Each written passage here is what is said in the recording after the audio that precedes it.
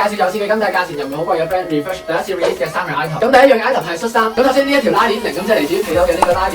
咁除咗全部打開之後，亦都可以淨係打開一半嚟做到唔同嘅一個版型。咁除咗呢條拉鏈之外，喺手嘅地方亦都做咗同樣靈感嚟自於皮褸嘅呢條拉鏈，亦都做咗類似皮褸嘅呢個領尖。咁喺打開咗之後，亦都可以做到類似咁樣嘅 layering。之後喺背後嘅位置亦都做咗一個破壞。咁喺着外套嘅時候就可以做到一個好靚嘅 layering。咁呢件咁獨一無二嘅恤衫嘅價錢係。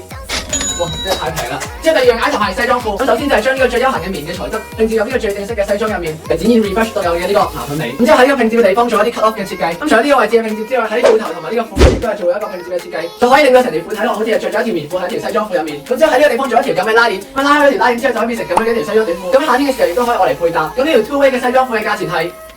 哇！真係太平啦！咁之後第三樣嘅 item 就係西裝褸。咁呢件西裝都係 concept 同褲一樣，都係將最休閒嘅棉嘅材質拼接入呢個西裝入面。咁之後喺大家做一個模仿人哋將 caption 釘落西裝褸嘅一個設計。咁之後喺背後亦都做咗一個模仿人哋將衞衣嘅 graphic 剪咗嚟貼上去嘅一個設計。咁之後呢件西裝褸嘅版型都係偏寬鬆，咁所以平時穿搭嘅時候亦都更加容易去使用。咁呢件西裝褸嘅價錢係。哇！真係太平啦！就算係全套一齊買都只不過係呢一個價錢。咁如果有興趣咁多位，亦都請 follow refresh 嘅 IG 嚟獲得最新嘅消息。拜拜。